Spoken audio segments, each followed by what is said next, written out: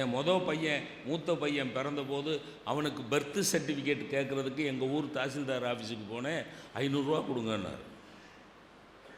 அது என் மகன் எனக்கு பிறந்தான்னு அவர் சொல்கிறதுக்கு 500 கேட்குறாரு சார்.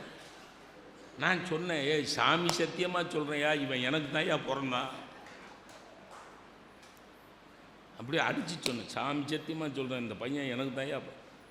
உனக்கு பிறந்தாங்கிறத நீ உன்னோட வச்சுக்க, நான் சொல்லணும்னா 500 கொடு. ஆனால் உருவம் என்ன உருவம்? மனுஷ உருவம் தான். ஒரு சின்ன இந்த டிவியில் இந்த மொபைலில் தான் ஒரு குறும்படம் பார்த்தேன்.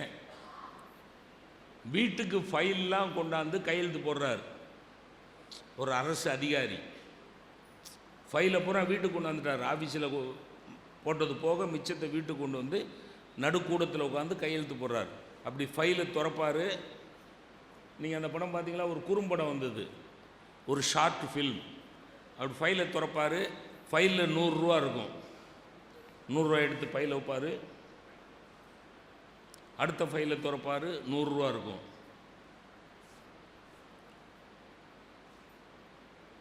அஞ்சாவது ஃபைலை திறக்கிறாரு, ரூபா இல்லை. எல்லா பேப்பரையும் புரட்டி பார்க்குறாரு, 100 ரூபா இல்லை. ஃபைலை தூக்கி எரிஞ்சிடுறார். ஃபைலை தூக்கி கடாசி விட்டுறார். அவரோட குழந்தை, சின்ன குழந்தை உட்காந்து படிச்சுக்கிட்டு இருக்கு. குட்டி குழந்தை, பாப்பா, பொண்ணு குழந்தை உட்காந்து பாடம் படிச்சுக்கிட்டு இருக்கு. அது இதை பார்க்குது, இவங்க அப்பா செய்கிறத பார்க்குது. எதையோ எடுத்து ஃபைலை வைக்கிறாரு, கையெழுத்து போடுறாரு. அதுலெல்லாம் கையெழுத்து போட்டார். இதை எதுக்கு தூக்கி போட்டார்? குழந்தைக்கு விளங்கலை. கொஞ்ச நேரம் கழித்து அந்த குழந்தை, அது ப்ராக்ரஸ் ரிப்போர்ட் இருக்குல்ல, பள்ளிக்கூடத்தில் மார்க் வாங்கினது கொடுப்பாங்கள்ல, அந்த ப்ராக்ரஸ் ரிப்போர்ட்டில் கையெழுத்து வாங்குறதுக்காக கொண்டாந்து அந்த ப்ராக்ரஸ் ரிப்போர்ட்டை நீட்டுது. அவர் திறக்கிறாரு, உள்ள ரூபா இல்லை. எதில்? ப்ராக்ரஸ் ரிப்போர்ட்டில் ரூபா இல்லை. தூக்கி எறிஞ்சிடுறார். அந்த குழந்தை போய் அந்த ப்ராக்ரஸ் ரிப்போர்ட்டை எடுத்து ரூமுக்குள்ளே போய் 2 ரூபா காயின் அதுக்குள்ளே வச்சு மறுபடியும் கொண்டாந்து நீட்டுது. ப்ராக்ரஸ் ரிப்போர்ட்டை திறந்தால் 2 ரூபா இருக்குது. அப்படியே அழுது அந்த குழந்தைய கட்டி பிடிச்சிக்கிட்டு லஞ்சம் வாங்குறது தப்புங்கிற முடிவுக்கு அந்த அரசு அதிகாரி வந்தார் அப்படின்னு ஒரு 2 நிமிஷத்தில் அந்த கதை போகுது. 2 நிமிஷம். புரியுதுங்களா? செய்கிறது யாரு? இந்த மானை கடிக்காமல் இருக்கணும்னா புலியே, நான் உனக்கு 5000 ரூபா தர்றேன், மானை கடிக்காதுன்னு சொன்னால் போயா அப்படின்னு கடிச்சிரும். அதுக்கு பசிச்சா அது கடிச்சிரும். அப்போ உருவம் மனித உருவமாக, குணம் அரக்க குணமாக இருப்பதற்கு மனித இனத்தில் மட்டும்தான் வாய்ப்பு இருக்கிறது. உருவம் மனித உருவம், குணம் அரக்க குணம். அதனால தான் பட்டுக்கோட்டை ஒரு வரி எழுதினார், மனிதனாக வாழ்ந்திட வேண்டும் மனதில் வையடா. அறிவில் வையடான்னு எழுதலை, மூளையை பற்றியே பேசலை. ஏன்னா மனுஷனுக்கு மூளை மனம் இது 2 வச்சு தான் வாழ்கிறான். இப்போது ஒரு தாவரையியல் அறிஞன் ஒரு செடியை பறிக்கிறதுக்கு கூச்சப்படக்கூடாது. ஒரு பாட்டனிஸ்ட் இல்லை ஒரு விலங்கியல் அறிஞன் ஒரு மிருகத்தை அறுத்து, ஒரு தவளையை அறுத்து டிசெக்ட் பண்ணி பார்க்குறதுக்கு தயங்கக்கூடாது. ஏன்னா விஞ்ஞான அறிவு மூளை சம்பந்தப்பட்டது. ஆனால் மெய்ஞான அறிவு, ஆன்மீக அறிவு மூளை சம்பந்தப்பட்டதல்ல, மனம் சம்பந்தப்பட்டது.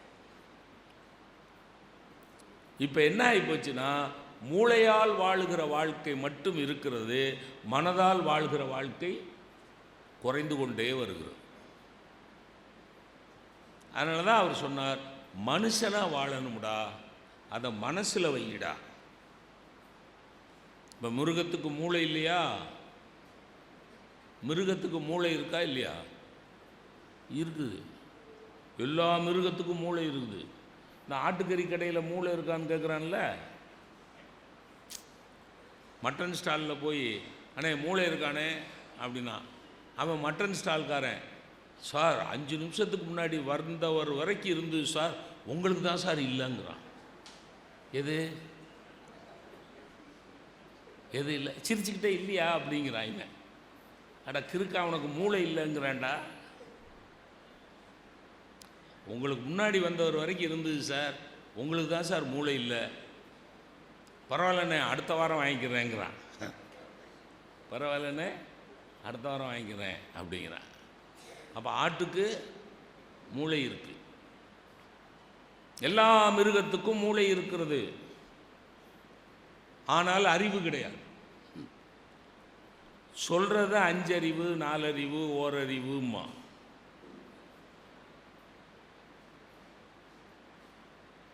எல்லா மிருகத்துக்கும் மனம் கிடையாது. எந்த மிருகத்துக்கும் மனம் கிடையாது. மைண்ட் அப்படிங்கிறது எந்த மிருகத்துக்கும் கிடையாது. ஆனால் உணர்வு உண்டு. இது ரொம்ப நுணுக்கமான இடம் நான் சொல்லிக்கிட்டு இருக்கேன். எல்லா மிருகத்துக்கும் மூளை இருக்கிறது, ஆனால் அறிவு கிடையாது. எந்த மிருகத்துக்கும் மனம் கிடையாது, ஆனால் உணர்வு உண்டு. மூளையும் அறிவும் மனமும் உணர்வும் ஒரு சேர பெற்று கிடைக்கப்பட்ட அரிய பிறப்பு தான் மனித பிறப்பு. நமக்கு மூளையும் இருக்கு, அறிவும் இருக்கு, மனமும் இருக்கு, உணர்வும் இருக்கு. மிருகங்களுக்கு அப்படி கிடையாது. இப்போ நம்மளை மூளை இருக்கான்னு கேட்குறான்ல, நீங்கள் நல்லா கவனித்து பாருங்கள். மூளை இருக்கான்னு கேட்குறான்ல, அவனை கையை பிடிச்சி தரன்னு ஒரு ஸ்கேன் சென்டருக்கு இழுத்துட்டு போய் நம்ம மண்டையை ஸ்கேன் பண்ணி பார்த்தா என்ன இருக்கும்? மூளை இருக்கும்ல. ஸ்கேன் எடுத்து பார்த்தா என் மண்டைக்குள்ளே மூளை இருக்கும்ல.